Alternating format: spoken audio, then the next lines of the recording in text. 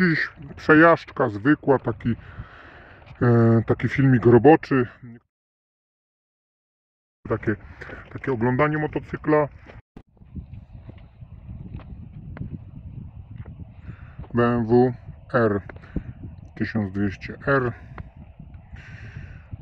Myślę, że jedna z ostatnich jazd w tym roku, bo mamy październik, konkretnie 11 października. Ale zanim go odstawię do serwisu, zanim kilka rzeczy w tym motocyklu zostanie zrobione, rzeczy normalnych, serwisowych, które należy zrobić po zakupie, to zanim to się stanie, no to pomyślałem, że sobie jeszcze zrobię traskę kilka kilometrów, skorzystam z tej jesiennej pogody,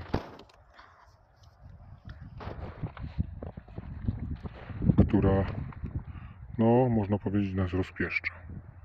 Niebawem też nagram odcinek na temat tego, jak kupowałem materiały eksploatacyjne, filtry, części, jakieś oleje, płyny eksploatacyjne do tego motocykla na serwis ten taki pierwszy po zakupie. Myślę, że na pewno pojawią się też filmiki na temat gmoli, bo też takie już zamówiłem, bo bokser i gmole to rzeczy, które są dla wielu niezbędne, według wielu niezbędne, także ten filmik też się pewnie pojawi. Może o kufrach, zobaczymy. Jeśli jesteście zainteresowani,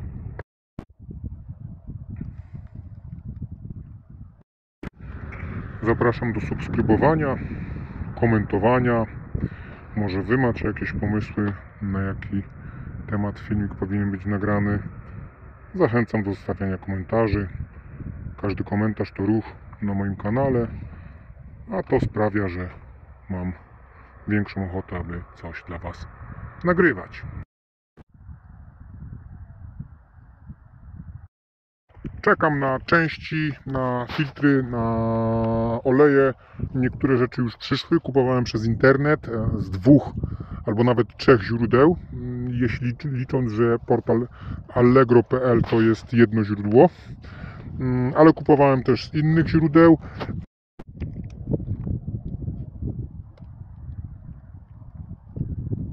Motocykl z 2007 roku. Kupiłem go z przebiegiem 37 400 km. Został sprowadzony z Niemiec. Na pewno Wam kiedyś opowiem w jakimś filmiku, na jakiej zasadzie się odbył zakup w ogóle tego motocykla i jak to się wszystko rozegrało, bo to też ciekawa historia. Natomiast wiem na pewno, nigdy nie kupiłem motocykla z Włoch. Mamy 2007, jak powiedziałem, szkoda, że nie 2008, ponieważ w 2008 roku była już nieco inna skrzynia biegów. Szkoda, że nie 2011 na przykład, bo wtedy już są troszeczkę zupełnie inne zegary. Oprócz tego tam są też lagi, które mają, zdaje się, 41 mm zamiast 37 jak tutaj. Natomiast ten motocykl jest w niezłym stanie, zresztą to chyba widać. Mam nadzieję, że będzie mi służył. Przejechałem na nim niecałe 2 baki, także na razie wiele powiedzieć nie mogę, natomiast powiem Wam tak, przypomniałem sobie znowu, jak się jeździ BM-ką, bo już kiedyś jeździłem BM-ką, miałem BM-kę, przy czym tamten model to był poprzednik tego, właściwie pradziadek. To jest model, który był produkowany, ten, który jest na filmiku, ten mój, to jest model, który był produkowany od 2000, zdaje się, 6 do 2000, powiedzmy 14, bo potem już był zupełnie innym motocyklem, ale przed 2005 rokiem, zdaje się od 2001 był produkowany 1150R, nieco inny. Właściwie dużo inny, bo ten silnik był jednak dużo inny, a przed 1150 był 1100 i ja właśnie miałem ten 1100, gdzieś filmik z tym, jak ten motocykl pracuje i jak wygląda, jest na moim kanale, także zapraszam do obejrzenia, jeśli ktoś jest zainteresowany. No a teraz jest ten, No i myślę, że bardzo dobrze, że jest ten, bo uważam, że to jest świetny motocykl. Możecie mówić o nim różne rzeczy, że to BMK, niektórzy nienawidzą BMK. Ja to rozumiem, bo dużo jest debili, którzy jeżdżą BMK-ami, ale generalnie to nie jest tak, że BMK-ami jeżdżą tylko debile, bo debile jeżdżą różnymi maszynami, natomiast tutaj są specyficzne cechy tej marki i tego motocykla. Myślę, że to nie jest temat na dziś. Ten vlog jest, zaczynam go, może go nie skończę, bo się okaże, że nikt nie będzie chciał z Was oglądać tych filmików, ale może jeśli będzie inaczej, no to będę nagrywał. A teraz co? No zobaczmy, jak maszyna pracuje, jeśli chodzi o dźwięk, jak się ją odpala.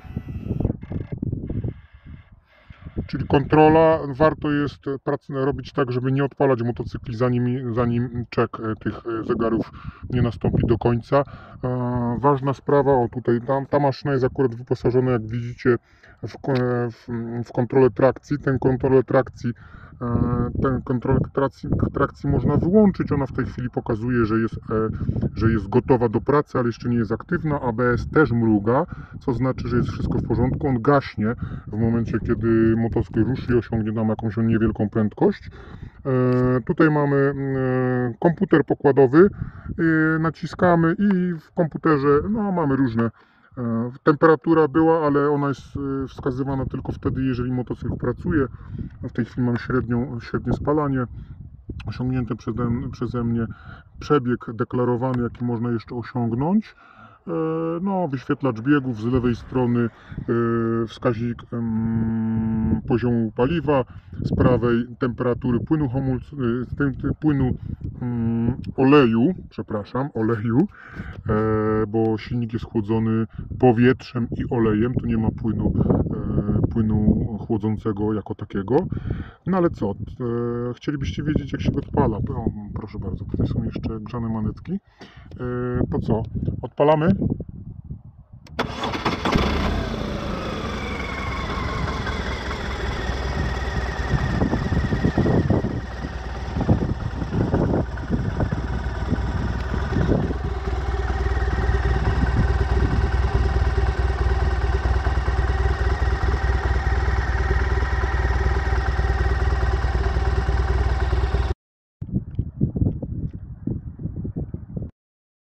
I ja zapłaciłem za niego 21 500 zł we wrześniu 2023 roku.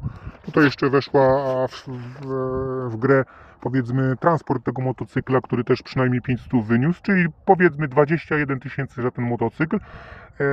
Czy to jest dużo? Tak, uważam, że to jest dużo, że inne motocykle innych marek w podobnym przebiegu, w podobnej klasie kosztują nieco mniej, i każdy musi sobie odpowiedzieć, czy chce akurat, czy nie, bo BMW to jest BMW i albo ktoś lubi tą markę, a niektórzy są tacy, niektórzy kochają tą markę, a inni ją nienawidzą i nic z tym nie można zrobić. Ale mamy pluralizm, każdy może sobie decydować póki co o tym, jak chce żyć. Także tak ta sprawa wygląda.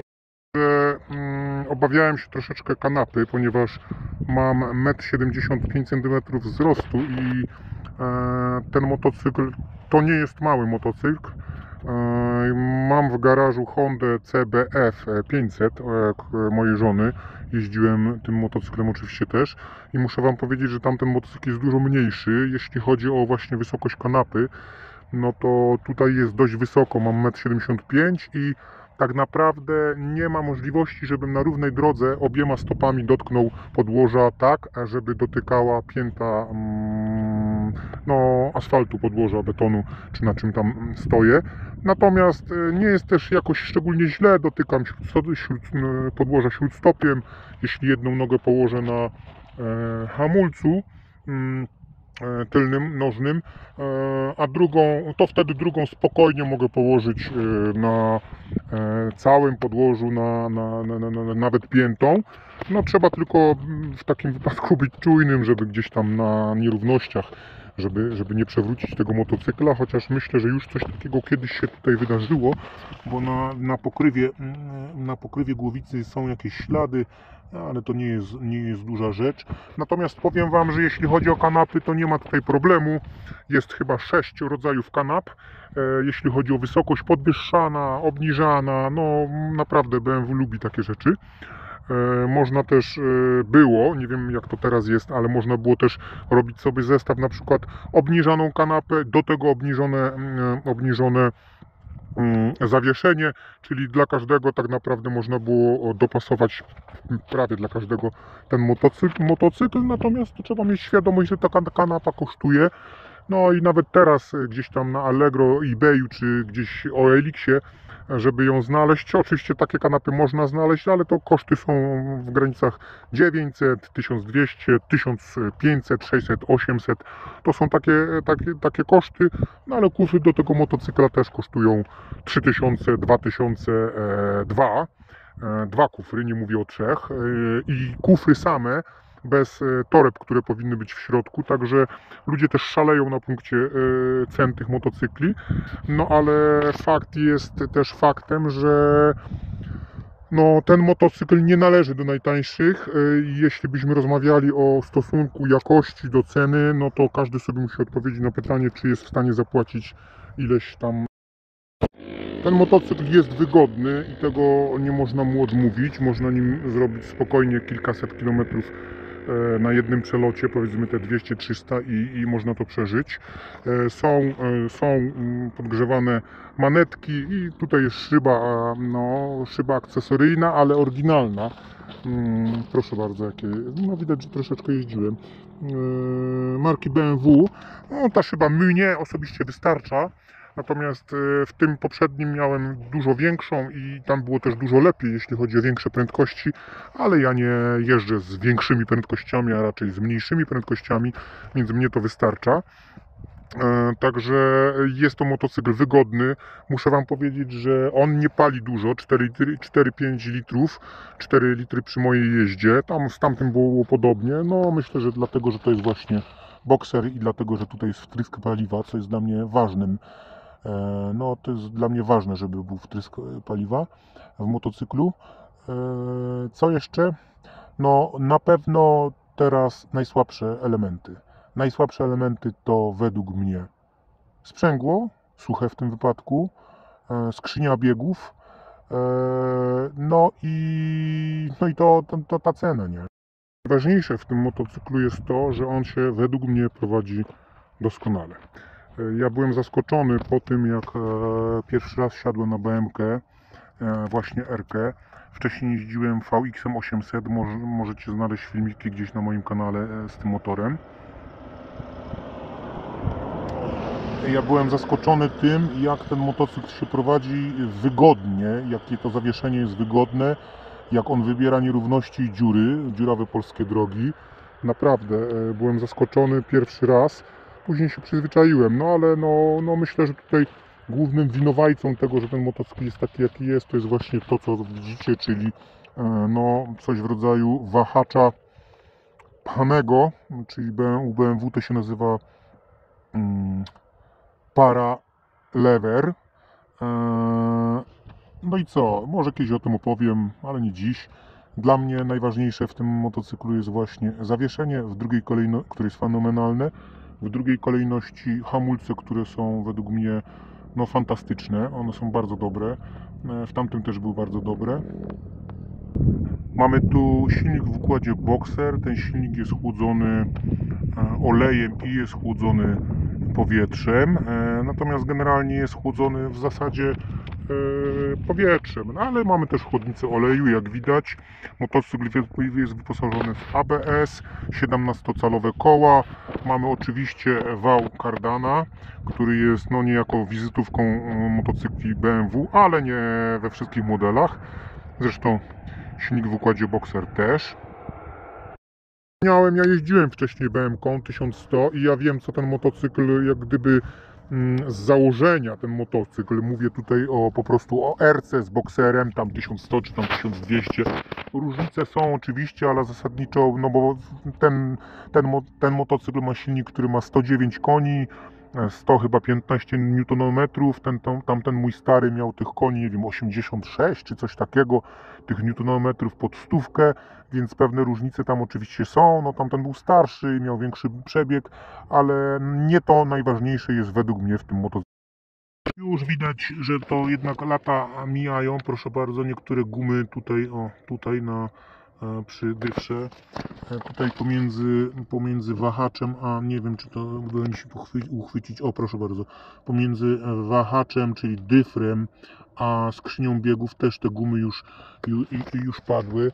Tutaj spójrzcie na lusterko, mamy lusterko, tak widać, i tu jest guma, która już śrubę widać, jej nie powinno być widać, ta guma powinna zakrywać, tak jak jest to z drugiej strony, ale z drugiej strony już też, proszę, pękło. No, manetki są troszeczkę wytarte. Jeśli chodzi o te gumki, ja je kupiłem, oryginalne BMW, 14 zł kosztuje jedna, także szarpnąłem się, kupiłem, ale o tym opowiem w filmiku na temat olejów, smarów, eksploatacji, serwisu i tak dalej. Zapraszam, Fuel in Blood, benzyna we krwi. Subskrybujcie, żeby Wam nic nie uciekło. Komentujcie, pytajcie w komentarzach, co byście chcieli wiedzieć, co byście chcieli zobaczyć. Brakuje też tutaj takiej zaślepki, to jest powinna być taka zaślepka w formie logo BMW. Gdyby ktoś z Was miał taką zaślepkę albo wiedział, gdzie ją kupić, to napiszcie mi też, no, będę wdzięczny, bo BMW już czegoś takiego nie produkuje, a mnie to drażni, że tutaj nie ma tego, co fabryka przewidziała. Na pewno też podwyższę kierownicę, żeby zmienić troszeczkę pozycję, no ale na to też przyjdzie czas w filmikach. Trzymajcie się, cześć.